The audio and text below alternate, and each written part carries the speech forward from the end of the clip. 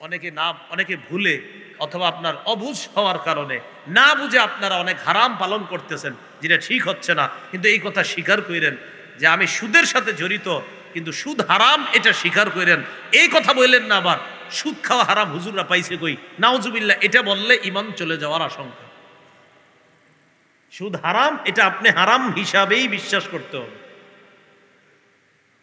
তাহলে ঈমান এক নাম্বার অন্তরে রাখবেন, কোনো সন্দেহ রাখবেন না। দ্বিতীয় কথা, ঈমান মুখেও স্বীকার করবেন। সূরা বাকারার 136 নম্বর আয়াত, আল্লাহ বলেন কুলু আমান্না বিল্লাহ ওয়ামা উনজিলা ইলাইনা ওয়ামা উনজিলা ইলা ইব্রাহিম ওয়া ইসমাঈল ওয়া ইসহাক ওয়া ইয়াকুব والأسباط وما أوتي موسى وعيسى وما أوتي النبيون من ربهم لا نفرق بين أحد منهم ونحن له مسلمون। তোমরা বলো আমান্না বিল্লাহ, বলেন আমার সাথে, আমরা আল্লাহকে বিশ্বাস করলাম। এটা কিন্তু মুখে বলছি, অন্তরে আসেনি, কয় নাই। আরে আসেনি, একটু আগে না বললাম অন্তরেও থাকতে হবে, অন্তরে সন্দেহ রাখা যাবে না। একটু আগে তো অন্তরেরটা স্বীকার করছি, হ্যাঁ আল্লাহ, অন্তরে সন্দেহ নাই। এখন মুখে বলতেছি আমান্না বিল্লাহ, আমরা আল্লাহর প্রতি বিশ্বাস স্থাপন করলাম। ওয়ামা উনজিলা ইলাইনা, বলেন, এবং যা আমাদের প্রতি অবতীর্ণ করা হয়েছে। ওয়ামা উনজিলা ইলা ইব্রাহিম ওয়া ইসমাঈল ওয়া ইসহাক ওয়া ইয়াকুব ওয়াল আসবাত, এবং যা ইব্রাহিম নবী, ইসমাইল নবী, ইসহাক নবী, ইয়াকুব নবী এবং তার বংশধরদের প্রতি নাজিল করা হয়েছে, আল্লাহ, এটাও আমরা বিশ্বাস করলাম। তাহলে আমরা আল্লাহর প্রতি বিশ্বাস করলাম, আমাদের প্রতি যা নাজিল করা হয়েছে এটাও বিশ্বাস করলাম। ইব্রাহিম নবী, ইসমাইল নবী, ইসহাক নবী, ইয়াকুব নবী এবং তার বংশধরদের প্রতি যা নাজিল করা হয়েছে আল্লাহর পক্ষ থেকে, এটাও আমরা বিশ্বাস করলাম। ওয়ামা উতিয়া মুসা ওয়া ঈসা, মুসা নবী আর ঈসা নবীকে যা দেওয়া হয়েছে এটাও বিশ্বাস করলাম। এর মানে আমরা আসমানি তাওরাত মানি, আমরা আসমানি ইনজিল মানি। আসমানি ইনজিল কেন বললাম, আসমানি তাওরাত কেন বললাম? কারণ তাওরাত কিতাব আর ইনজিলকে তারা বিকৃত করে ফেলছে ইহুদি খ্রিস্টানরা। এজন্য বললাম আসমানি তাওরাত মানে আল্লাহ আসমান থেকে যেই তাওরাত দিছে ওইটা আমরা বিশ্বাস করি, আসমান থেকে যেই ইনজিল দিছে এটা আমরা বিশ্বাস করি। ওয়ামা উতিয়ান নাবিয়্যুনা মির রাব্বিহিম, অন্যান্য নবীদেরকে তাদের রবের পক্ষ থেকে যা দেওয়া হয়েছে সব আমরা বিশ্বাস করি। এখন আমার সাথে সবাই বলেন, বলেন আল্লাহর পক্ষ থেকে যত নবীকে যা দেওয়া হয়েছে এগুলা অন্তরেও বিশ্বাস করি, মুখেও বিশ্বাস করি। এটার নাম হলো অন্তর এবং মুখে ঈমান, অন্তর এবং মুখে ঈমান। এটা আল্লাহ বলেন ইন্নাল্লাযীনা আমানু ওয়া আমিলুস সলিহাত, যারা ঈমান আনে এবং নেক কাজ করে। এবার নেক কাজ কি জিনিস এটা আবার মন দিয়ে বুঝবো। আমার সাথে সবাই দুইটা বাংলা বলেন, বলেন খাঁটি সঠিক, আবার খাঁটি সঠিক। খাঁটি আর সঠিকের এটার পার্থক্য কি দুইটার মধ্যে? আমার সাথে সবাই বলতে হবে, বলেন কোন আমল আল্লাহর জন্য করলে সেই আমলকে খাঁটি আমল বলে, সেই আমলটাই নবীর পদ্ধতিতে করলে সঠিক আমল বলে। তাহলে আল্লাহর জন্য করলে খাঁটি আমল, নবীর পদ্ধতিতে করলে সঠিক আমল। আজকে এশার নামাজ আমরা যারা পড়ছি কার জন্য পড়ছি? কার পদ্ধতিতে? মনে রাখবেন, কোন আমল যদি আল্লাহর জন্য হয় আর নবীর তরিকায় হয়, কথার কথা আপনি দুরূদ পড়লেন আল্লাহরে খুশি করার জন্য আর নবীর শিখিয়ে দেওয়া পদ্ধতিতে। আবার বলছি, দুরূদ পড়লেন আল্লাহরে খুশি করার জন্য, দুই নবীর শিখানো পদ্ধতিতে। আপনার আমলে যখন এই দুইটা পাওয়া যাবে, আল্লাহর জন্য দুরূদ পড়ছেন তাই আপনার দুরুদের নাম হবে খাঁটি, নবীর পদ্ধতিতে পড়ছেন তাই এটার নাম হবে সঠিক। কোন আমল যদি খাঁটিও হয়, সঠিক হয়, নিশ্চিত আল্লাহ কবুল করবেন। এটা হলো আমিলুস সলিহাত। তাহলে এক নাম্বার জানলেন ঈমান আনা, মানে অন্তরেও মুখেও। দুই নাম্বার নেকামল করা। দেখি আলেম ছাড়া অন্যদের মধ্যে কয়েকজন বলেন তো, আমল আমাদের হতে হবে খাঁটি এবং সঠিক। খাঁটি হয় কিভাবে? আল্লাহর জন্য। আর সঠিক হয় কিভাবে? নবীর পদ্ধতিতে। এখন মনে করেন রাসূলুল্লাহ সাল্লাল্লাহু আলাইহি সাল্লামের প্রশংসা করব আমরা। কার প্রশংসা? এখন নবীজির প্রশংসা করব কারে খুশির জন্য? বলেন না আপনারা। রসুলের প্রশংসা করব কাকে খুশি করার জন্য? এখন রসুলের প্রশংসাটা কি রসুলের শিখানো পদ্ধতিতে হতে হবে কিনা? এই তো মাশাআল্লাহ লাইনে আছেন। তো দেখি আমরা নবীর প্রশংসা কিভাবে হয়। আল্লাহ পাক রব্বুল আলামিন পবিত্র কোরআনের সূরা কলামের 4 নম্বর আয়াতে বলেন, ওয়া ইন্নাকা লাআলা খুলুকিন আযীম। হাবিব, আপনি মহান চরিত্রের উপর অধিষ্ঠিত আছেন, এই ঘোষণাটা আমি আল্লাহ দিলাম। সুবহানাল্লাহ। আমাদের নবীর চরিত্রটা মহান, ঘোষণাটা কার? তাহলে আল্লাহ আমাদের নবীর চরিত্রের প্রশংসা করছে। খুব মন দিয়ে বুঝবেন। সূরা আলী ইমরানের 39 নম্বর আয়াতে আল্লাহ পাক রব্বুল আলামিন ইয়াহইয়া নবীর প্রশংসা করে জাকারিয়া আলাইহিস সালাতু ওয়াস সালামকে আল্লাহ পাক রব্বুল আলামিন বলেছিলেন কি সেটা? ঈসা নবীর আম্মা মারিয়াম, এই মারিয়াম একটা কামরার মধ্যে থাকে, মারিয়ামের খাবারের ব্যবস্থা করে দেয় জাকারিয়া নবী। সূরা বাকারার 37, 38, 39 নম্বর আয়াত মনে রাখবেন। 37 নম্বর আয়াত থেকে আমরা কিছু আলোচনা। আল্লাহ পাক রব্বুল আলামিন বলেন জাকারিয়া নবী মারিয়ামের কামরায় গেছে, সূরা আলী ইমরানের 37। আর 38 নম্বর আয়াত হলো যাদের সন্তান হয় না তাদেরকে শিখাইয়া দিবেন, 38 নম্বর আয়াতটা। তো জাকারিয়া নবী মারিয়ামের ঘরে গেছে। যাওয়ার পর জাকারিয়া নবী চিন্তায় পড়ে গেছিলেন যে মারিয়ামের খাবার লম্বা সময় হয়ে গেছে, খাবার দেই নাই। আহারে মারিয়াম খাবার জানি কোত্থেকে পায়। সম্পর্কে খালু হয় জাকারিয়া নবী। তো অনেক পেরেশানি নিয়ে মারিয়ামের কামরায় আসছে। কামরায় ঢুকার পর ওয়াজাদা ইনদাহা রিজকা, কামরায় ঢুকে দেখে কে যেন মারিয়ামের খাবার পৌঁছায় দিচ্ছে। এতটুকু বুঝছেননি সবাই? আচ্ছা। তো জাকারিয়া নবী প্রশ্ন করলেন, আন্না লাকি হাযা, মারিয়াম খাবার কোত্থেকে আসছে, কে দিছে? মারিয়াম সুন্দর জবাব দিলেন, ক্বালাত হুয়া মিন ইনদিল্লাহ। কোত্থেকে আসবে? আল্লাহর পক্ষ থেকে। এই ইয়াকিনটা, এই বিশ্বাসটা আমার আপনার খুব বেশি পরিমাণে যেন থাকে। বলেন তো সবাই, কার পক্ষ থেকে? মাশাআল্লাহ আপনার ছেলে হয়েছে, কিভাবে হলো? মাশাআল্লাহ আপনার মেয়ে হয়েছে, কে দিছে?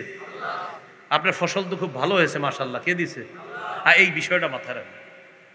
জাকারিয়া নবী বললেন খাবার কোত্থেকে আসছে, কে দিছে? কে দিবে? আল্লাহর পক্ষ থেকে। ইন্নাল্লাহা ইয়ারযুকু মান ইয়াশাউ বিগাইরি হিসাব। নিশ্চয় আল্লাহ পাক রব্বুল আলামিন যাকে ইচ্ছা তাকে হিসাব ছাড়া রিজিক দান করেন। জাকারিয়া নবী বৃদ্ধ মানুষ, সন্তান হয় না, ওনার স্ত্রী বয়োবৃদ্ধা, সন্তান হয় না। উনি মনে মনে চিন্তা করলেন, আল্লাহ যদি মারিয়াম রে এইভাবে খাবার পৌঁছাইতে পারে, কেউ মারিয়াম রে খাবার দিল না, আল্লাহ কুদরতিভাবে যদি দিতে পারে, আমি বৃদ্ধ হয়ে গেছি, আমার স্ত্রী বয়োবৃদ্ধা, আল্লাহ চাইলে এই বয়সেও আমাকে বাবা ডাক আর আমার স্ত্রীকে মায়ের ডাক আল্লাহ শোনাইতে পারেন। ইয়াকিন আর বিশ্বাস নিয়ে হুনালিকা দাআ জাকারিয়া রাব্বাহ। জাকারিয়া নবী আল্লাহর কাছে দোয়া করলেন, রব্বি হাবলি মিন লাদুনকা যুররিয়াতান তাইয়্যিবাহ ইন্নাকা সামিউদ দুআ। এই দোয়াটা, রব্বি হাবলি মিন লাদুনকা যুররিয়াতান তাইয়্যিবাহ ইন্নাকা সামিউদ দুআ। 38 নম্বর আয়াত সূরা আলী ইমরান। হাফিজি কোরআন শরীফের 3 নম্বর পারা খুলবেন, 14 নম্বর পৃষ্ঠা, একদম শুরুর লাইনটা এই আয়াতটা। যাদের সন্তান হয় না স্বামী আর স্ত্রীরে বলবেন আপনারা আল্লাহর কাছে এই দোয়াটা করেন। এই মনে থাকবে নি? কোন সূরা? সূরা আলী ইমরান। কত নম্বর আয়াত? 38। হাফিজি কোরআন 3 নম্বর পারা, 14 নম্বর পৃষ্ঠা, একদম শুরুর লাইনটা। তো আল্লাহ পাক রব্বুল আলামিন কাছে জাকারিয়া নবী বলতেছে, রব্বি হাবলি মিন লাদুনকা যুররিয়াতান তাইয়্যিবাহ, রব আপনার পক্ষ থেকে আমার একটা সন্তান দেন। ইন্নাকা সামিউদ দুআ, আল্লাহ আপনি তো দোয়া শ্রবণ করেন, আপনি দেন। এটা গেল 38 নম্বর আয়াত। এবার 39 নম্বর আয়াতটা দেখেন। জাকারিয়া নবী নামাজে দাঁড়াইবে আর কি, নামাজে দাঁড়াইতেছে। ফানাদাতুল মালাইকাতু ওয়া হুয়া কাইমুন ইউসাল্লি ফিল মিহরাব। জাকারিয়া নবী নামাজের মধ্যে দাঁড়ায় নামাজ পড়ছিলেন, ফেরেশতারা ডাক দিলেন, ও জাকারিয়া পয়গম্বর, আল্লাহর কাছে যে দোয়া করছেন কবুল হয়ে গেছে। তো তো যাদের সন্তান হয় না এদেরকে বলবেন একটু তাহাজ্জুদ নামাজ পড়া কান্না করেন, জোহরের পরে 2 রাকাত সলাতুল হাজত পড়েন, মাগরিবের পরে অতিরিক্ত 2 রাকাত সলাতুল হাজত পড়েন, এশার পরে অতিরিক্ত 2 রাকাত সলাতুল হাজত পড়েন। এই নিয়তে বলেন, আল্লাহ 10 বছর 15 বছর বিয়ে করলাম, এখনো একটা সন্তান হয় না মাওলা। তো এই 2 রাকাত নামাজ পড়ার পর চোখের পানি ছাড়েন। আগে দেখবেন পুরুষ যারা আছেন যদি মসজিদে নামাজ পড়েন, তো মসজিদে নামাজ যদি নফল নামাজ অতিরিক্ত 2 রাকাত পড়েন, আশেপাশে যদি দেখেন কেউ আছে, আস্তে অপেক্ষা করেন। দেখবেন মাগরিবের পরে সব মুসল্লিগুলা বের হয়ে যাওয়ার পর লাইটটা অফ করে দেন, হালকা আলো রাখেন মসজিদের ভিতর, আর একটা ফ্যান ছাড়া আছে কোনার মধ্যে। আল্লাহর কাছে চোখের পানি ছেড়ে এই কথাটা বলেন, আল্লাহ জাকারিয়া নবী ঠিক যেই দোয়াটা আপনার কাছে করছে আর আপনি তাকে সন্তান দিছেন, আল্লাহ আমিও এই দোয়াটা আপনার কাছে করতেছি মাওলা। নবী জাকারিয়াকে বৃদ্ধ বয়সে সন্তান দিছেন, মাবুদকে 15 বছর বিয়ে করলাম সন্তান হয় না, আল্লাহ আমার একটা সন্তান দিয়ে দেন। এমনি কইছেন কয়দিন, একদিনও কর নাই। আপনারা এনে সেনে যান সন্তানের লেগে। আল্লাহ বুঝার তৌফিক দান করেন। ফেরেশতারা জাকারিয়া নবীকে ডাক দিয়ে বলে, আন্নাল্লাহা ইউবাশশিরুকা বিয়াহইয়া, আল্লাহ পাক রব্বুল আলামিন আপনাকে একটা সন্তানের সুসংবাদ দিচ্ছে। এই সন্তানের নামও আল্লাহ রেখে দিয়েছে, নামটা হবে ইয়াহইয়া। জন্মের আগে নামও রেখে দিয়েছে আল্লাহ, সুবহানাল্লাহ। কেমন দোয়া কবুল করছে, সন্তান না হইতেই নামও আল্লাহ রেখে দিয়েছে। এই সন্তানের 4টা গুণ হবে, মুসাদ্দিকাম বিকালিমাতিম মিনাল্লাহ। 1 নাম্বার, এই সন্তান আল্লাহর কালিমাকে সত্যায়নকারী হবেন। 2 নাম্বার, ও সাইয়্যিদা, নেতা হবেন। 3 নাম্বার, ও হাসুরা, এই সন্তান পবিত্র হবে। 4 নম্বর দেখেন কি বলে, ওয়া নাবিয়্যাম মিনাস সলিহিন, এই সন্তান একজন নেককার নবী হবেন। সন্তান হইছিনি এখনো না, হওয়ার আগে আল্লাহ কয় নাম হবে ইয়াহিয়া, গুণ হবে 4টা। তো আমি বুঝাইতে চাইতেছি আপনাদেরকে দোয়াটা কেমন দোয়া ছিল, যে দোয়া আল্লাহ কবুল কইরা সন্তান হওয়ার আগে নামও রাইখা দিছে, আবার 4টা গুণও বইলা দিছে। এর মধ্যে 4 নাম্বারটা, জাকারিয়া নবী, আমি আল্লাহ আপনার ছেলেরে নবী বানাবো। কেন আপনাদেরকে এটা বলছি মাথায় রাখেন কিন্তু, যে আমরা নবীর প্রশংসা করব আল্লাহরে খুশি করার জন্য, আর নবীর পদ্ধতিতে যতটুকু আমাদেরকে বলছে করতে এতটুকু। কারণ আমরা নেকামল করব 2 গুণওয়ালা নেকামল, খাঁটি সঠিক। তো এখন আল্লাহ জাকারিয়া নবীর কি করলেন, ইয়াহিয়া নবীর প্রশংসা করলেন। অনেক সময় আপনাদের পরীক্ষার কুইজে আসে, কোন নবী জন্মের আগে আল্লাহ নাম রেখে দিছে, লিখে দিবেন ইয়াহিয়া নবী। আর দাখিল এইচএসসি এসএসসি যারা দেন, এমসিকিউ আসে না 40টা, 40-এ 40, ওখানেও দেখবেন 4টা আসে, ঠুস করে মেরে দিবেন ইয়াহিয়া নবী। হ্যাঁ, সাইড দিয়ে। এখন জানি না নিয়মটা কি, আমি দাখিল যখন দিছি তখন ওই নিয়ম ছিল আর কি, এখন কি জানি না। এখন আসে এমসিকিউ, আচ্ছা আচ্ছা আচ্ছা, ভরট, হ্যাঁ ভরট। তো রাসূলুল্লাহ সাল্লাল্লাহু আলাইহি সাল্লাম এবার কি বলে দেখেন, মানুষের প্রশংসা। সহিহ বুখারীর বর্ণনা 3445 নম্বর হাদিস। তাহলে আমাদের নবীর প্রশংসা করেছেন কে? আর আপনারা আমার সাথে ওয়াদা করছেন, আমরা নবীর প্রশংসা ততটুকু করব যতটুকু আল্লাহ করেছেন, আর নবী যতটুকু করতে যেই পদ্ধতিতে করতে বলেছেন। কারণ আমাদের আমল হতে হবে খাঁটি সঠিক। রাসূলুল্লাহ সাল্লাল্লাহু আলাইহি সাল্লাম বলেন, লা তাতুরুনি কামা আতরাতিন নাসারা ইবনা মারইয়াম। নবীজি বলেন, তোমরা আমার প্রশংসা এত পরিমাণ করবা না, এত বাড়াবাড়ি প্রশংসা করবা না। ঈসা নবীর প্রশংসা করতে করতে খ্রিস্টানরা এত বেশি প্রশংসা করছে, প্রশংসা করতে করতে কয় ঈসা আল্লাহর ছেলে। আল্লাহ নবী কয় ঈসা নবীর উম্মত প্রশংসা করতে করতে যেমন বাড়াবাড়ি করছে, আমার প্রশংসা করতে করতে এমন বাড়াবাড়ি তোমরা করবা না। মুসনাদে আহমদের বর্ণনায় আল্লাহ নবী বলেন, আমার ততটুকু প্রশংসা করবা যতটুকু আল্লাহ করেছেন, এর চাইতে বেশি করবা না। এখন আপনাদের কথা হইতে পারে, হুজুর নবীর অনেক প্রশংসা করতে চাই, কিভাবে করব?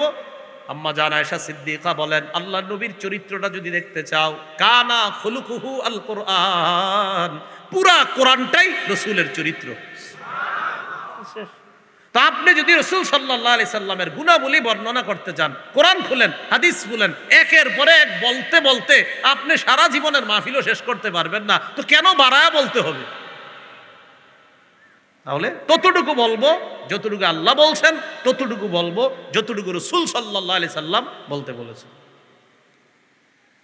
তো রাসূলুল্লাহ সাল্লাল্লাহু আলাইহি সাল্লাম কি বললেন? আমার প্রশংসা করবা উম্মত করতে গিয়ে সীমা অতিক্রম করো না, বাড়াবাড়ি করবা না। আল্লাহ কথাগুলা বুঝার তৌফিক দান করেন। তাহলে 1 নাম্বার ঈমান, 2 নাম্বার নেক আমল। বলেন তো নেক আমল কয় গুণওয়ালা হতে হবে? মানে আমরা এক খাঁটি হতে হবে, সঠিক হতে হবে। খাঁটি হবে আল্লাহর জন্য আমল হইলে, সঠিক হবে ইন্না লিল্লাহি ওয়া ইন্না ইলাইহি রাজিউন, আর সঠিক হবে রাসূলুল্লাহ সাল্লাল্লাহু আলাইহি সাল্লামের পদ্ধতিতে। লা ইলাহা, আমরা জিকির করি সবাই, লা ইলাহা ইল্লাল্লাহ।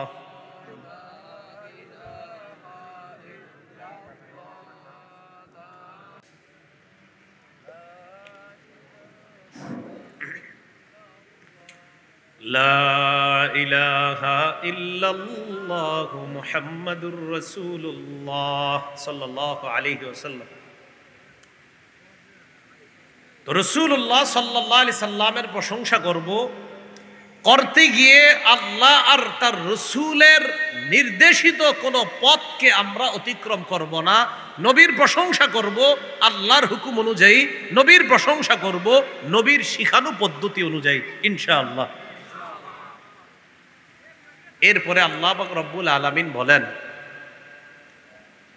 ওয়াদরিব লাহুম মাসালার রাজুলাইনি জাআলনা লিআহাদিহিমা জান্নাতাইন। একটু রয়ে গেছে, নি'মাস সাওয়াবু ওয়া হাসুনাত মুরতাফাকা।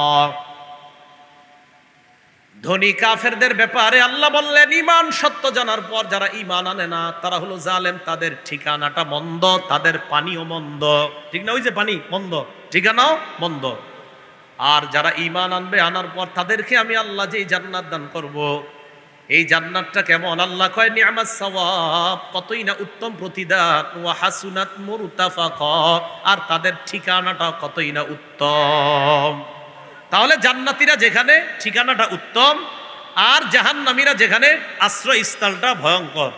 আল্লাহ আমাদের সকলকে দুনিয়াতে থাকতেই যেন জান্নাতি হয়ে আমরা কবরে যেতে পারি, আল্লাহ তৌফিক দান করুন। এবার আল্লাহ পাক রব্বুল আলামিন আমাকে আপনাকে 2 ব্যক্তির দৃষ্টান্ত দেওয়ার জন্য রাসূলুল্লাহ সাল্লাল্লাহু আলাইহি সাল্লামকে হুকুম করেছেন। কয় ব্যক্তি? আমার সাথে বলেন, সম্পদ, পদমর্যাদা, বাড়ি গাড়ি, আমাদেরকে যেন অহংকারী না বানায়। এই ব্যাপারে আল্লাহ এখন আলোচনা করবে। যে হাবিব, একটু আগে ধনী কাফেরদের আলোচনা করেছি আর গরিব ইমানদারদের আলোচনা করেছি। এখন আপনি 2 ব্যক্তির দৃষ্টান্ত উম্মতের সামনে পেশ করেন। একজন আরেকজন, এই 2 বন্ধু, একজন হলেন ধনী আর একজন গরিব। তাফসীরের কিতাবে আসছে এই 2 জন মূলত আপন ভাই ছিল। এই বর্ণনাটা দুর্বল। আপন ভাই তারা ছিল, বর্ণনাটা কি দুর্বল। আসলে বন্ধু ছিল এটা বলাই সতর্কতা। এক বন্ধুর টাকা পয়সা অনেক, খুব মন দিয়ে শোনেন কেমন। এক বন্ধুর 2টা আঙ্গুরের বাগান আছে। এটা লাগবে না, বন্ধ করে দেন, আওয়াজ হইতেছে। 2 পাশে, এই দেখেন, এক বন্ধুর 2 পাশে 2টা আঙ্গুরের বাগান। এটা কিন্তু গল্প না, এটা কোরআনে আল্লাহ বলবে। আগে মন দিয়ে বুঝেন, না হয় কোরআন বুঝবেন না। এক বন্ধু যিনি ধনী বন্ধু, তার এই 2 পাশে 2টা আঙ্গুরের বাগান। তাহলে দেখেন তো আপনারা, 2টা আঙ্গুরের বাগান, এই আঙ্গুরের বাগান 2টার চারপাশে খেজুর গাছ। এটাও বলবে আল্লাহ কোরআনে। তাহলে 2টা আঙ্গুরের বাগান আর চারপাশে কি গাছ? খেজুর গাছ। আঙ্গুরের 2 বাগানের মাঝখানে, এই যে আঙ্গুরের 2 বাগানের মাঝখানে আবার জমিন, ফসলি জমিন। তাহলে এবার আপনারা বলেন, 2 পাশে কি? আঙ্গুরের বাগান। এই আঙ্গুরের বাগানের চারপাশে কি গাছ? আর আঙ্গুর বাগান যে 2টা, এই 2টার মাঝখানে কি আছে? ফসলি জমিন আছে। এই ফসলি জমিনগুলাতে পানি দেওয়ার জন্য, খেজুর গাছে পানি দেওয়ার জন্য ওই বাগানের আশেপাশে আবার ছোট্ট ছোট্ট সুন্দর নহর আছে, যেন এখান থেকে পানি তুলে তুলে দেওয়া যায়। ওই ব্যক্তির এই জমিনের মধ্য থেকে, খেজুর গাছ থেকে আর এই 2টা ফলের বাগান থেকে প্রচুর পরিমাণে ফল পায়, ফসল পায়, খেজুর পায়। তার নেয়ামতের কোনো শেষ নাই। এটার মধ্যে বসার জন্য তার সুন্দর সিংহাসনও আসে, যেন সে তার বাগানে আইসা বসতে পারে। এতটুকু বুঝে থাকলে আপনারা বলেন, এক ধনী বন্ধু, তার 2 পাশে 2টা বড় বড় কিসের বাগান? আঙ্গুরের বাগানের চারপাশে কি গাছ? দুই আঙ্গুরের বাগানের মাঝখানে কি জমিন? ফসলি জমিন। আবার আশেপাশে পানি দেওয়ার জন্য খালের মতো যে যেরকম দুনিয়াতে দেখি আমরা ছোট ছোট নহর আছে। এতটুকু বুঝছেননি সবাই? আচ্ছা, এখন এই ব্যক্তির একটা গরিব বন্ধু আছে। ওই গরিব বন্ধু যখন তার কাছে দেখা করতে আসছে, তখন এই ধনী বন্ধু কয়, কিরে বেটা তুই কি করলি জীবনে?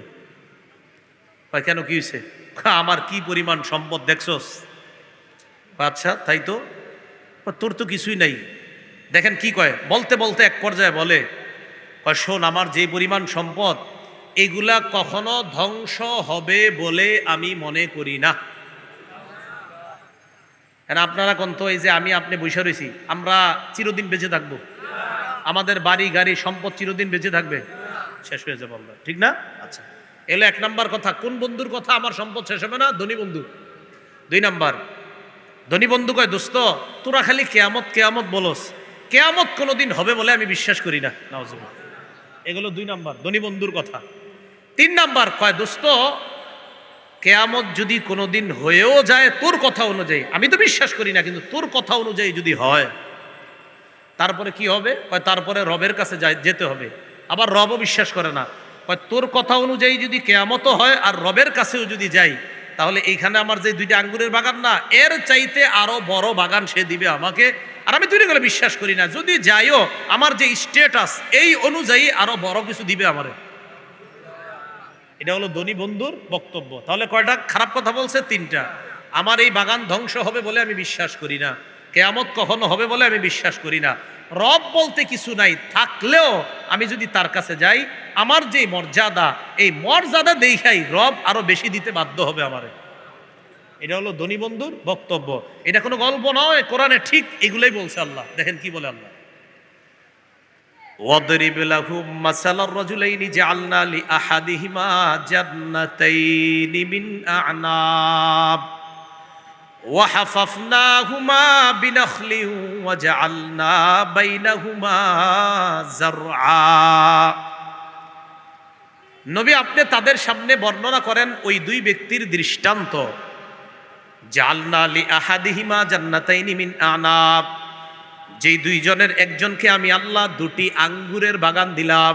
জাআলনা লিআহাদিহিমা, আমি আল্লাহ তাদের দুইজনের একজনকে, মিন আ'নাব, আমি তাদের দুইজনের একজনকে, জান্নাতাইন, জান্নাতাইনি মানে দুইটা বাগান, মিন আ'নাব, আ'নাব মানে আঙ্গুর, আমি আল্লাহ তাদের দুইজনের একজনকে দুটি আঙ্গুরের বাগান দিলাম।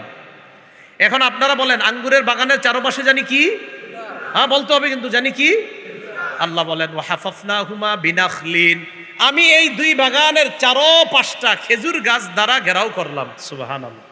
তাহলে বাগান দুইটাকে খেজুর গাছ দ্বারা বেষ্টন করে ঘেরাও করলাম, তো দেখতে খুব সুন্দর দেখা যায়, চারপাশে খেজুর গাছ, মাঝখানে দুইটা বাগান। এরপরে আপনারা বলেন দুই বাগানের মাঝে জানি কি? ওয়াজআলনা বাইনাহুমা যারআ, দুই বাগানের মাঝখানে আমি আল্লাহ আবার ক্ষেত খামার করে দিলাম। সুবহানাল্লাহ। এবার দেখেন কি কয়, কিলতাল জান্নাতাইনি আতাত উকুলাহা, দুই বাগান প্রচুর পরিমাণ ফল দেয়, ফসল দেয়। ওয়ালাম তাজলিম মিনহু শাইআ, সামান্য কম করে না, দুই বাগান যথেষ্ট ফল ফসল দেয়। ওয়াফাজ্জারনা খিলালাহুমা নাহারা, দুই বাগানের মাঝে মাঝে আমি আবার নহর করে দিয়েছি, সুন্দর সুন্দর নহর। তো এই অবস্থায় আল্লাহ ওই ধনী বন্ধুর বাগানের কথা পেশ করলেন। করার পর আল্লাহ পাক রব্বুল আলামিন বলেন, কিলতাল জান্নাতাইনি আতাত উকুলাহা ওয়ালাম তাজলিম মিনহু শাইআ ওয়াফাজ্জারনা খিলালাহুমা নাহারা ওয়া কানা লাহু সামারুন ফাকালা লিসাহিবিহি ওয়া হুয়া ইউহাবিরু ওয়া কানা লাহু সামার, ধনী বন্ধুর প্রচুর ফসল হয়, সম্পদ হয়। ফাকালা লিসাহিবিহি ওয়া হুয়া ইউহাবিরু, ধনী বন্ধু গরিব বন্ধুকে কথার ছলে বলে, আনা আকসারু মিনকা মালা ওয়া আ'আজ্জু নাফারা, আমি তোমার চাইতে আকসারু মিনকা মালা, সম্পদ আমার বেশি, ওয়া আ'আজ্জু নাফারা, জনবল আমার বেশি, আমি তোমার চাইতে সম্পদেও বেশি, ওয়া আ'আজ্জু নাফারা, আমি তোমার চাইতে জনবলেও অধিক শক্তিশালী। বলেন নাউজুবিল্লাহ। দুনিয়াতেও দেখবেন যাদের টাকা আছে তাদের পিছনে লোক সংখ্যা কম না বেশি? বেশি। তো ধনী বন্ধু কয় তোমার চাইতে আমার টাকাও বেশি, আবার তোমার চাইতে আমার জনগণের শক্তিও বেশি। এই কথা বইলা এবার ধনী বন্ধু গরিব বন্ধুরে নিয়ে বাগানে প্রবেশ করছে। ওয়া দাখালা জান্নাতাহু ওয়া হুয়া যালিমুল লিনাফসি, ধনী বন্ধু তার বাগানে প্রবেশ করলো এমন অবস্থায় নিজের উপর জুলুম করছে, এর মানে সে অবিশ্বাস করে, সে ঈমান রাখে না আর কুফরি করে, এই অবস্থায় বাগানে প্রবেশ করছে। করার পর কি কয় দেখেন, ক্বালা মা আযুন্নু আন তাবিদা হাযিহি আবাদা, ধনী বন্ধু কয় আমি বিশ্বাস করি না কখনো আমার এই বাগান ধ্বংস হবে। কি গল্পটা আগে বলছিলাম নি, এই যে কোরআনে আসছে, ক্বালা মা আযুন্নু আন তাবিদা হাযিহি আবাদা, ধনী বন্ধু বলে এই বাগান কখনো ধ্বংস হবে বলে আমি বিশ্বাস করি না। 2 নাম্বার, ওয়া মা আযুন্নু সাআতা কাইমা, আমি কখনো মনে করি না যে কিয়ামত হবে। বলেন নাউজুবিল্লাহ। আপনারা বলেন তো, আমাদের ইমানদারদের বিশ্বাস কিয়ামত কখনো হবে না নিশ্চিত হবে? হ্যাঁ, কবে হবে জানে কে? আল্লাহ, কিন্তু হবে। এরপরে 3 নাম্বার কথাটা জানি কি ছিল, যদি রবের কাছে যাই, রব তো বিশ্বাস করে না, ওয়ালা ইররুদিতু ইলা রাব্বি লাআজিদান্না খায়রাম মিনহা মুনকালাবা, আমাকে যদি আমার রবের কাছে ফিরিয়ে দেওয়া হয়, লাআজিদান্না খায়রাম মিনহা মুনকালাবা, তাহলে ওই রবের কাছে এর চাইতে আরো বেশি আমি পাবো, আরো উত্তম পাবো। বলেন নাউজুবিল্লাহ। এই কথা ধনী বন্ধুর বক্তব্য। এবার গরিব বন্ধু কি বলে দেখেন, ক্বালা লাহু সাহিবুহু ওয়া হুয়া ইউহাবিরুহু আলা ওয়া হুয়া ইউহাবিরুহু আকাফারতা বিল্লাযী খালাকাকা মিন তুরাবিন সুম্মা মিন নুতফাতিন সুম্মা সাওয়াকা রাজুলা, গরিব বন্ধু ধনী বন্ধুকে কথার ছলে বলে আকাফারতা বিল্লাযী খালাকাকা মিন তুরাব, ওই আল্লাহকে অস্বীকার করলা যে আল্লাহ তোমাকে মাটি থেকে বানাইলেন, সুম্মা মিন নুতফা নাপাক পানি থেকে বানাইলেন, সুম্মা সাওয়াকা রাজুলা তোমাকে একটা একদম সঠিক মানুষ হিসাবে পরিণত করলেন, এই আল্লাহকে তুমি অস্বীকার করলা। গরিব বন্ধু এবার বলে লাকিন্নাহু আল্লাহু রাব্বি, আমার বিশ্বাস হলো আমার রব হলেন আল্লাহ। বলেন, ইমানদারদের রব আল্লাহ, আমাদের বিশ্বাস আমাদের রব আল্লাহ। তো এবার ধনী বন্ধুকে গরিব বন্ধু কয় আকাফারতা বিল্লাযী খালাকাকা মিন তুরাবিন সুম্মা মিন নুতফাতিন সুম্মা সাওয়াকা রাজুলা, ওই আল্লাহরে অস্বীকার করো যিনি তোমারে মাটি দিয়ে বানাইলেন, যিনি তোমারে নাপাক পানি থেকে বানাইলেন, যিনি তোমাকে একটা সুস্থ সবল মানুষ বানাইলেন, তুমি আল্লাহরে অস্বীকার করলা। আমার বক্তব্য তুমি শুনে নাও, লাকিন্নাহু আল্লাহু রাব্বি, তিনি হলেন আল্লাহ, তিনি আমার রব। এরপরে কি, ওয়ালা উশরিকু বিরাব্বি আহাদা, আমি আমার রবের সাথে কাউকে অংশীদার সাব্যস্ত করি না, আমি আমার রবের সাথে কাউকে শরিক করি না, আমার রবের সাথে আমি শিরিক করি না। বলেন আমার সাথে সবাই বলেন, বুঝে শুনে, প্রকাশ্যে অপ্রকাশ্যে, আড়ালে আড্ডালে, জলে স্থলে, ভুলেও শিরিক করার কল্পনাও যেন না আসে। করা তো দূরে, কল্পনাটাও যেন না আসে। শিরিক করেন না, শিরিক ছাড়া কবরে যান, ইমান নিয়ে যান। হইতে পারে বিভিন্ন অপরাধের কারণে সাজা ভোগ করবেন, কিন্তু খালি ইমানটা একটু নিয়ে যান, ইনশাল্লাহ একদিন জান্নাত পাবেন।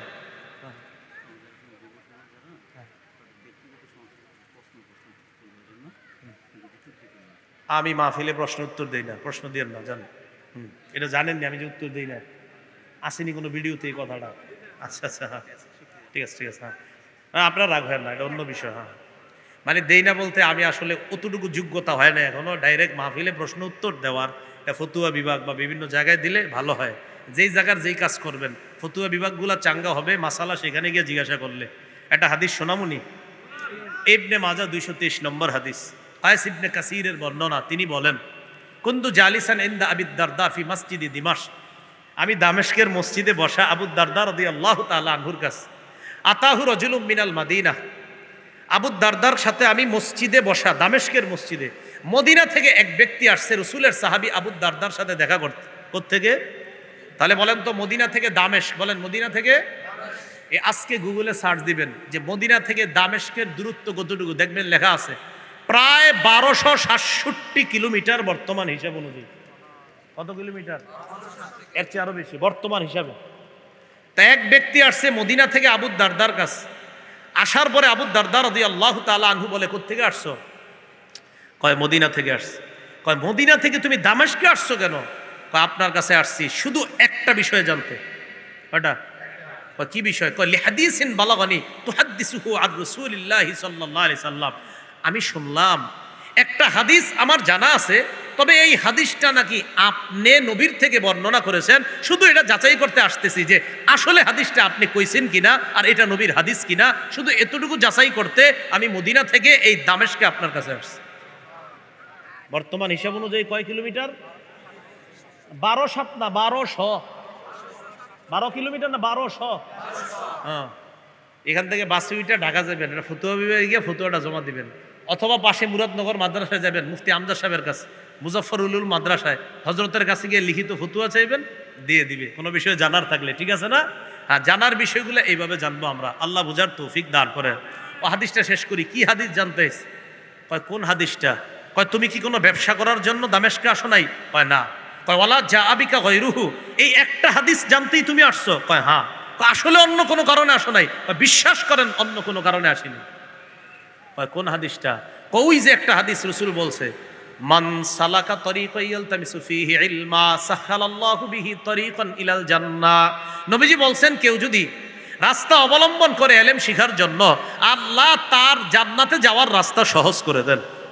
তো এই হাদিসটা নবী বলছে, আর হাদিসটা নাকি আপনি বর্ণনা করেছেন, শুধু এটা যাচাই করতে আসছি। তো আবু দারদা বললেন, হ্যাঁ এই হাদিসটা আমি নবীর থেকে শুনেছি, আমি বর্ণনা করছি। ও এটাই সেই হাদিস, ওই যে আছে না, ইন্নাল উলামা ওয়ারাসাতুল আম্বিয়া, আলেমগণ হলেন নবীদের ওয়ারিস। এটা সেই হাদিস, যে হাদিস আবু দারদা বর্ণনা করেছে। সুবহানাল্লাহ। কি বুঝাইতে চাইলাম? কিছু বিষয় যেগুলো জানার আর কি, এগুলো আমরা আসলে বিভিন্ন প্রতিষ্ঠান কেন্দ্রিক জানলে বিষয়গুলো সহজ হয়। তখন আর দেখবেন আলেমে আলেমে ইউটিউবে আর মারামারি হবে না ইনশাআল্লাহ। আল্লাহ বুঝার তৌফিক দান করেন। কোন জায়গায় ছিলাম? গরিব বন্ধু কয় আমার রবকে, আমার মনে আছে কইছিলাম, বলেন গরিব বন্ধু কয় কি? আমার রবকে আল্লাহ। আমি রবের সাথে কাউকে শরীক করি না। এবার আমার আপনার জন্য একটা শিক্ষা পরের আয়াতে, ওয়ালাউলা ইদ্দাখালতা জান্নাতাকা কুলতা মা শা আল্লাহু লা কুওয়াতা ইল্লা বিল্লাহ।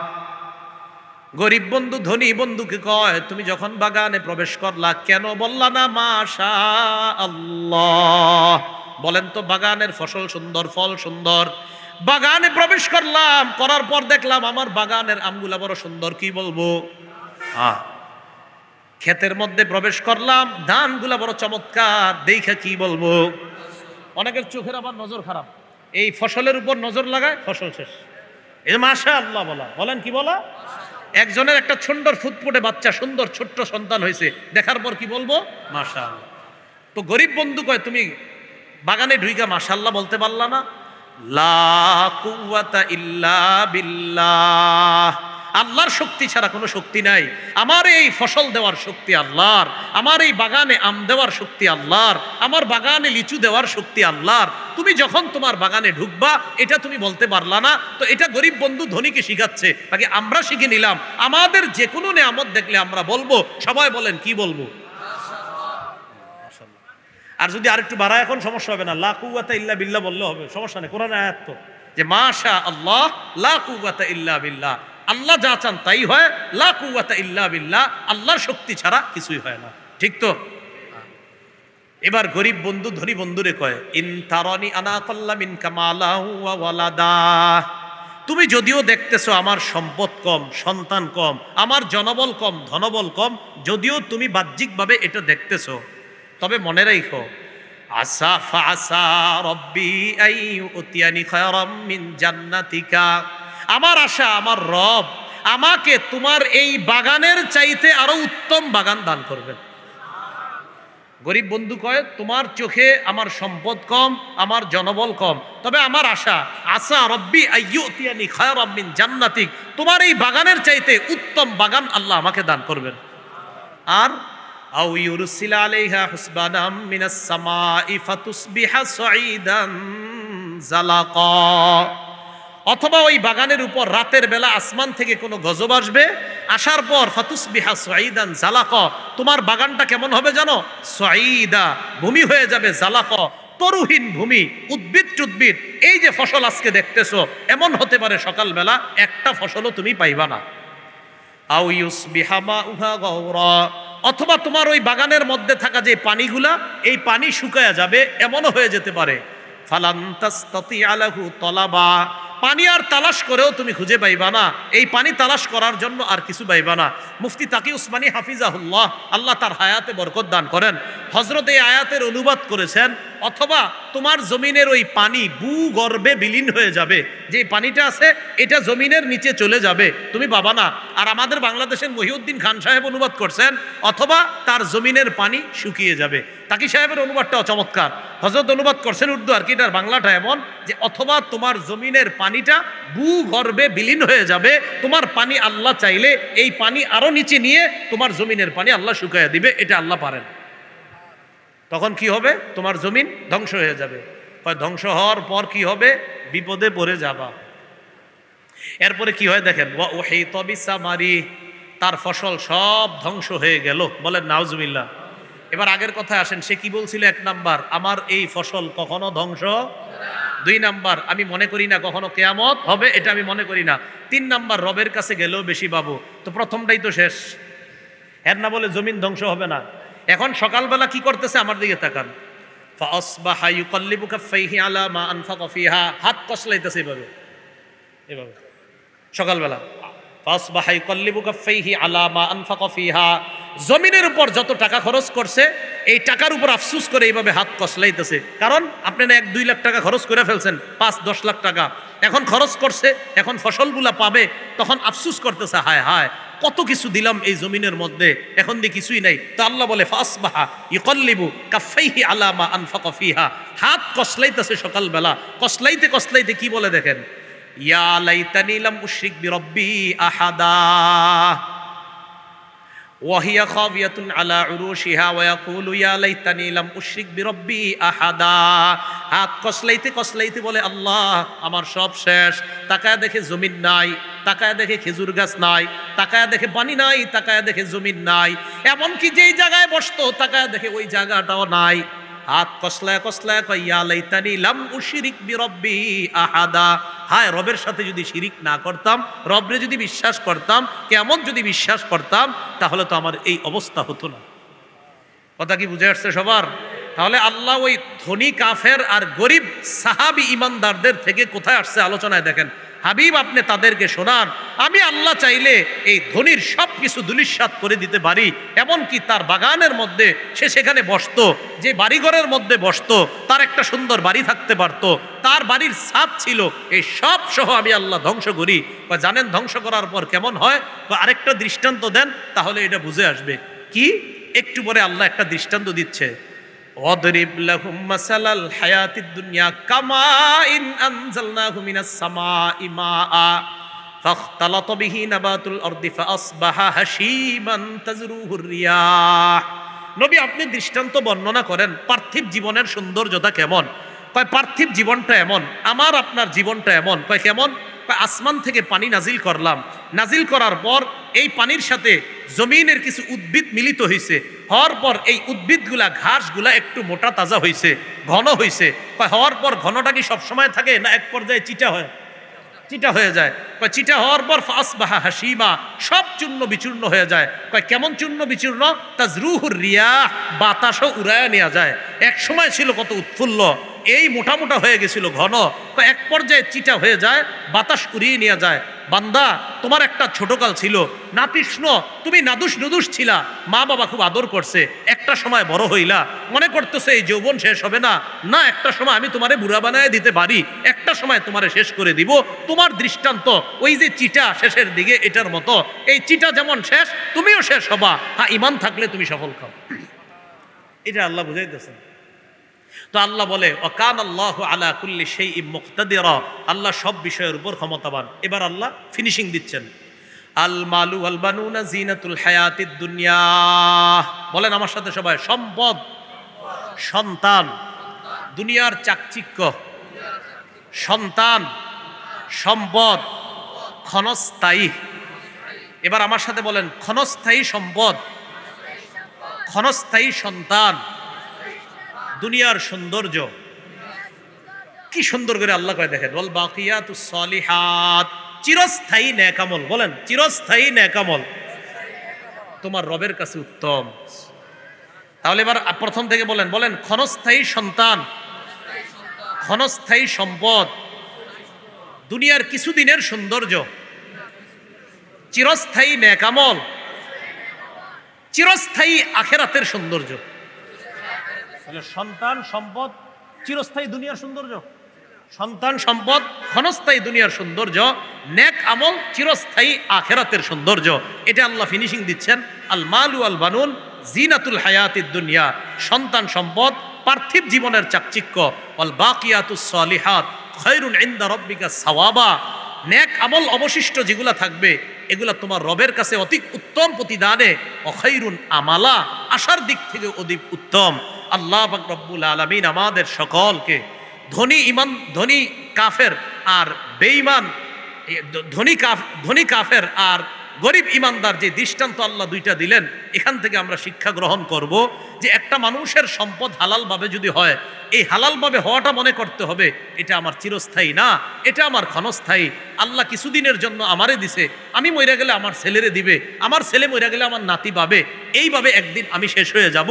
এটা হলো যে ক্ষণস্থায়ী সম্পদের সৌন্দর্যতা, আর চিরস্থায়ী আখেরাতের সৌন্দর্যতা এটা হলো আমল নামা। তো কাফেরদের উদাহরণ কেন টানছেন? আল্লাহ কয় এরা মনে করে আমার সম্পদ শেষ হবে না, কেয়ামত কোনোদিন হবে না। আল্লাহ কয় না না, সবাইরে বুঝাইয়া দেন সম্পদও শেষ হবে, কেয়ামতও আসবে, এবং কেয়ামতের ময়দানে সকলকে উপস্থিত হতে হবে। আল্লাহ পাক রব্বুল আলামিন আজকের আলোচনাটা ধনী এবং গরিব এই দুইটা বিষয়ে আল্লাহ যেটা বুঝাইতে চেয়েছেন যে ধনী হওয়া দোষের না, কিন্তু হইয়া যদি অহংকারী হয় এটা দোষের, গরিব হওয়া এটাও দোষের না, গরিব হওয়ার পরে যদি ঈমান থাকে এটা জান্নাতে যাওয়ার কারণ। ধনীরা যদি আমার কিছু কথাবার্তা শুনে তাহলে খারাপ কি? ধনী মানুষরা দুই চারটা ভালো কথা শুনবে, ঈমান আনলে তো ভালো কথা। আমার গরিব সাহাবীদেরকে আমি একটু বুঝায় শোনায় দূরে রাখবো, সমস্যা নাই তো। আল্লাহ হুকুম করে আয়াত নাজিল করলেন, ওয়াসবির নাফসাকা মাআল্লাযীনা ইয়াদউনা রাব্বাহুম বিল গাদাতি ওয়াল আশিয়্যি ইউরিদুনা ওয়াজহা, যারা আমার সন্তুষ্টি কামনা করে সকাল সন্ধ্যায় তাদের রবকে ডাকে, যারা তাদের রবকে ডাকে এই আশায় যেন তাদের রবের সন্তুষ্টি তারা অর্জন করতে পারে। হাবিব, আমি আপনাকে হুকুম করতেছি আপনি ধৈর্যের সাথে ওই সমস্ত মানুষগুলার সাথে নিজেকে সব সময় রাখবেন, তাদের সাথে রাখবেন, ওই কাফেরদের কথায় আপনি গলে যাবেন না। গরিবদের সাথে আপনি নিজেদেরকে রাখবেন। সূরা আনআমে আল্লাহ বলেন, ওয়ালা তাতরুদিল্লাযীনা ইয়াদউনা রাব্বাহুম বিল গাদাতি ওয়াল আশিয়্যি ইউরিদুনা ওয়াজহা, যারা সকাল সন্ধ্যায় তাদের রবকে ডাকে তাদের রবের সন্তুষ্টির আশায়, আপনি তাদেরকে তাড়িয়ে দিবেন না আপনার পাশ থেকে ধনী কাফেরদের কথায়। ধনী কাফেররা আপনারে বলে তাদের মর্যাদা নষ্ট হবে গরিবদের সাথে বসলে, আমি আল্লাহ হুকুম করতেছি আপনি গরিবদের সাথেই থাকবেন, ওই ধনী কাফেরদের কথা শুনবেন না।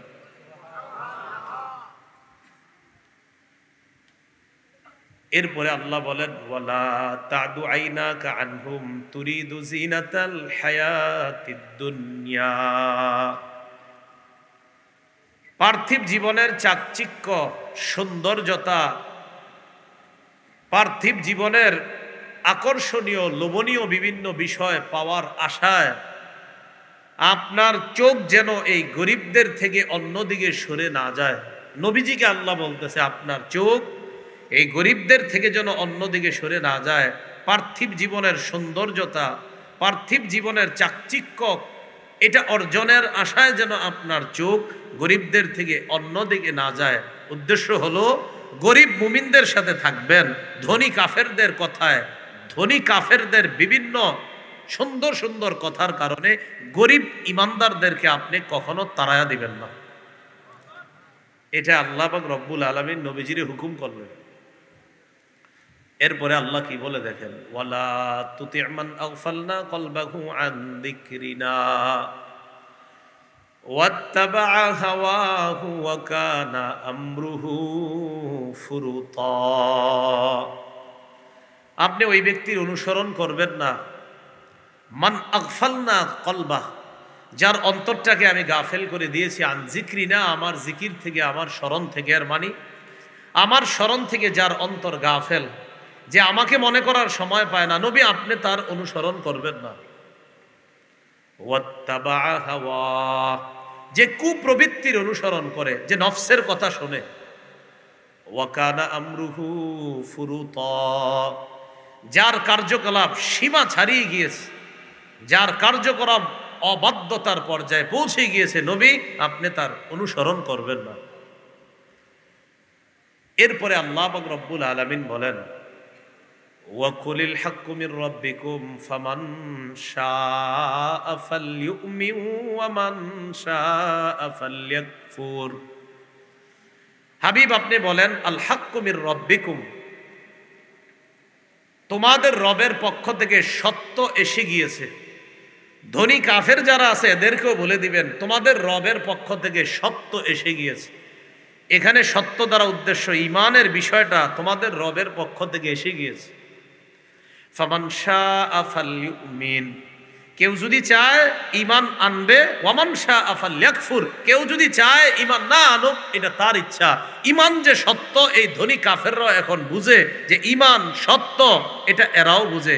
আপনি বলেন, ঈমান তোমাদের রবের পক্ষ থেকে এসেছে, এটাই সত্য, এটা গ্রহণ করলে জান্নাত, এটা গ্রহণ না করলে জাহান্নাম। এটা কাফেররাও এখন জানে যে ঈমানই মূলত সত্য। এরা চাইলে ঈমান আনুক, চাইলে ঈমান না আনুক, কোনো সমস্যা নাই। আপনি শুধু বলেন যে সত্য এসে গিয়েছে, মানলে মানো, না মানলে নাই। এটা আল্লাহ জানায় দিলেন যে কাফেরদের কথায় আপনি এরকম আকৃষ্ট হয়ে পড়েন না যে এদেরকে একটু কথা স্পেশাল ভাবে কই, না, দরকার নাই। এরা জানে আপনি যা করছেন, আপনার গরিব ইমানদার সাহাবীরা যেটা করছে এটা সত্য, এরা জানে। আবার প্রেস্টিজের কি দরকার? এটা আল্লাহ বলে দিলেন। এখান থেকে কি শিখলাম? হক গ্রহণ করার ক্ষেত্রে প্রেস্টিজের দরকার নাই, যে আমারে উনি আলাদাভাবে বলতে হবে, দরকার নাই। সুদ হারাম, এই এলাকার বালেক কে না জানে এই কথাটা? বলেন, সুদ যে হারাম, হ্যাঁ, সবাই জানে সুদ হারাম, এটা সবাই জানে। সুদ হারাম, এটা সবাই জানে। তো আল্লাহ পাক রব্বুল আলামিন বললেন, কাফের ধনী যারা আছে এদের কথায় আপনি আলাদা আকৃষ্ট হওয়া দরকার নাই।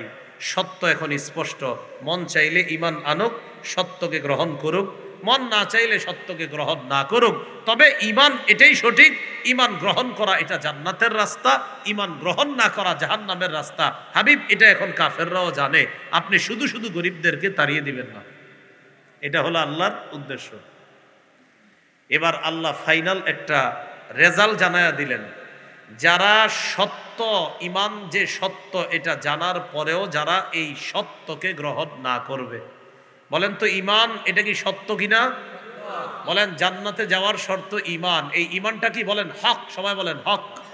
হ্যাঁ, এখন আল্লাহ একটা রেজাল্ট জানায়া দিচ্ছেন যে এই সত্যকে যারা গ্রহণ না করবে তারা হলো জালেম। বলেন কি? কেউ যদি এটা জানে যে ঈমান সত্য, এটা জানার পরেও যদি গ্রহণ না করে, তারা কি বলেন তো? জালেম। তো তাদের ব্যাপারে আল্লাহ একটা ফয়সালা দিয়ে দিলেন, ইন্না আ'তাদনা লিজ-জালিমিনা নারান আহাতা বিহিম সুরাদিকুহা, আমি জালেমদের জন্য প্রস্তুত করে রেখেছি আগুন। নাউজুবিল্লাহ। আহাতা বিহিম সুরাদিকুহা, কেমন আগুন? যেই আগুনের দেয়াল তাদেরকে চারদিক থেকে বেষ্টন করে রাখবে। নাউজুবিল্লাহ। এক তো জালেমরা আগুনে থাকবে, এখন আগুনের চারপাশে কি আছে? আল্লাহ কয় আগুনের চারপাশেও আগুনের দেয়াল, এই আগুনের দেয়ালের ভিতরে আগুনে জ্বলতে থাকবে। আগুনের দেয়ালের ভিতরে আগুনে জ্বলতে থাকবে। বিষয়টা কত ভয়ঙ্কর! আল্লাহ আমাদেরকে হেফাজত করেন। এখন আগুনের মধ্যে এই জালেমরা পড়ে যাওয়ার পর কি করবে? আগুনে পুড়তে পুড়তে পানির পিপাসা লাগবে কিনা? আল্লাহ বলেন,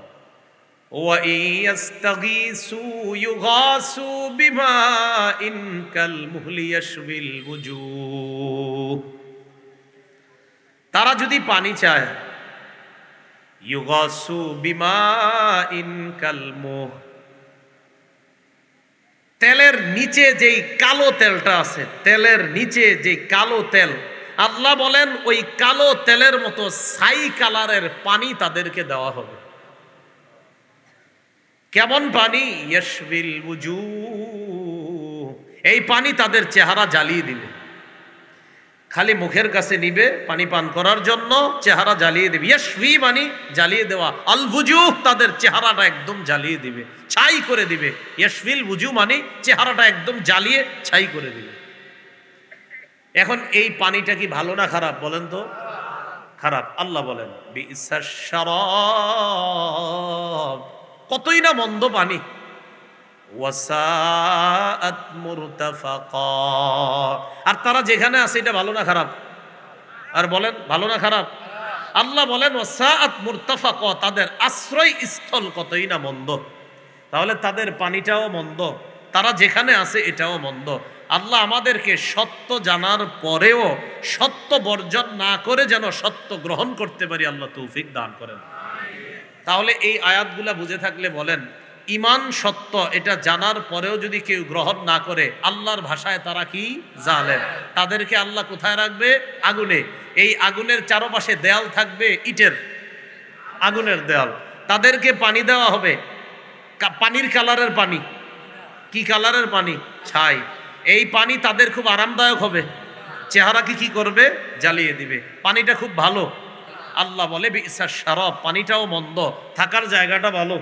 আল্লাহ বলে ওয়াসাআত মুরতাফাকা, থাকার জায়গাটাও খুব খারাপ। আল্লাহ হেফাজত করেন। বিপরীত দিকে আমরা যারা সত্য গ্রহণ করেছি বলেন আলহামদুলিল্লাহ। এই ঈমান নিয়ে যেন আমরা সবাই মরতে পারি। আল্লাহ বলেন ইন্নাল্লাযীনা আমানু ওয়া আমিলুস সালিহাত ইন্না লা নুদিউ আজরা মান আহসানা আমালা, নিশ্চয়ই যারা ঈমান এনেছে এবং নেক কাজ করেছে তারা জেনে রাখুক, ইন্না লা নুদিউ আজরা মান আহসানা আমালা, যারা ভালো কাজ করে আমি আল্লাহ তাদের আমল নষ্ট করি না। ইন্না লা নুদিউ, আমি নষ্ট করব না, আজরা মান, তাদের প্রতিদান, আহসানা আমালা, যারা ভালো কাজ করছে। আল্লাহ বলেন ঈমান আনে নেক কাজ করে এই মানুষগুলাকে হাবিব আপনি জানায়া দেন, আমি আল্লাহ এই ঈমানদার যারা নেক কাজ করছে তাদের আমল বরবাদ করব না, নষ্ট করব না। তাহলে ঈমান আর নেক কাজ নিয়ে যদি আল্লাহর কাছে যেতে পারি, আল্লাহ পাক রব্বুল আলামিন আমাদেরকে বললেন তোমাদের প্রতিদান আমি নষ্ট করব না। দেখি আপনারা কোরআন বুঝে থাকলে বলেন, সত্য গ্রহণ করার কারণে আল্লাহ আমাদের আমল বরবাদ করবেন না, সত্য জানার পরেও গ্রহণ না করার কারণে আগের শ্রেণীকে আল্লাহ কি বলছে? জালেম। এই তো মাশাআল্লাহ। এখন আমরা যে ঈমান আনলাম, আনার পর আমাদেরকে আল্লাহ দিবেন কি?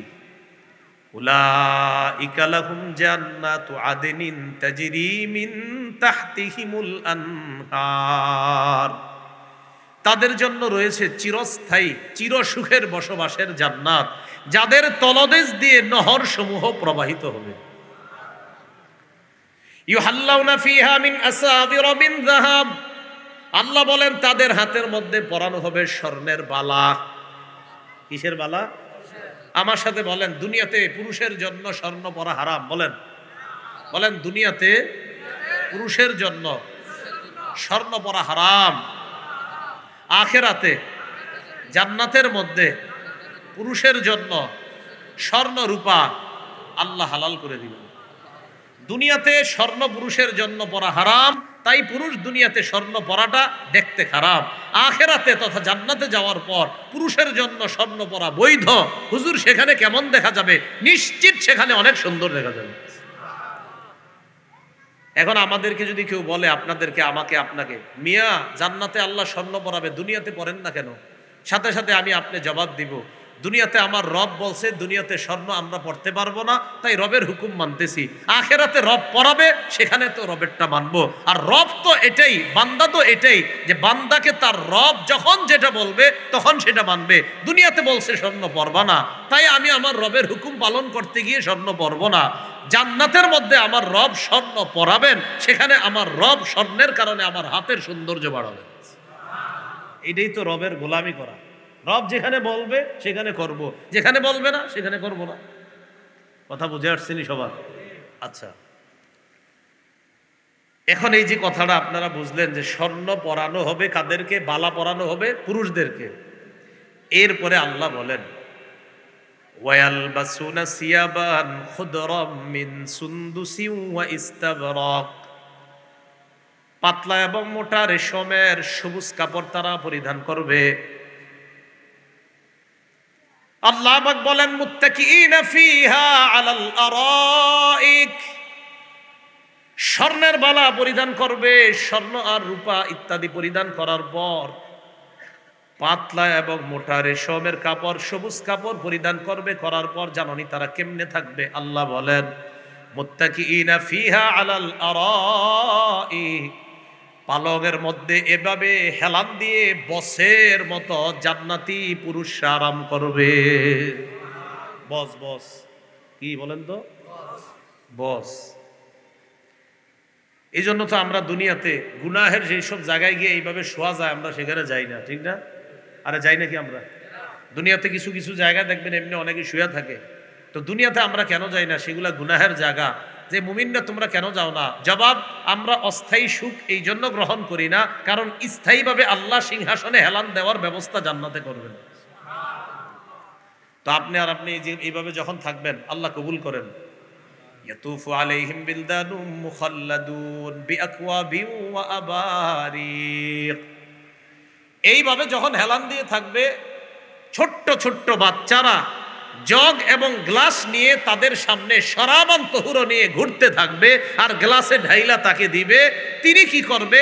জান্নাতি ওই সিংহাসনে হেলান দিয়ে শরাবান তহুরা পান করবে, আর পাশে থাকা বিবির সাথে আনন্দ উল্লাস করবে। এই জন্য তো আমরা মদ খাই না দুনিয়াতে। কি খাই না?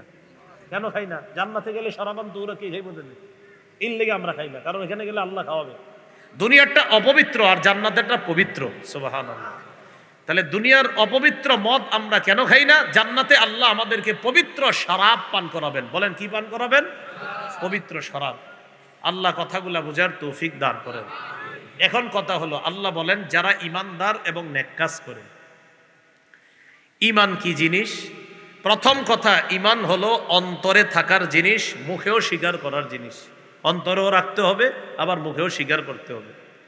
অন্তরে থাকতে হবে, যেমন সূরা হুজুরাতের 15 নাম্বার আয়াতে আল্লাহ বলেন ইন্নামাল মুমিনুনা আল্লাযীনা আমানু বিল্লাহি ওয়া রাসূলিহি সুম্মা লাম ইয়ারতাবু।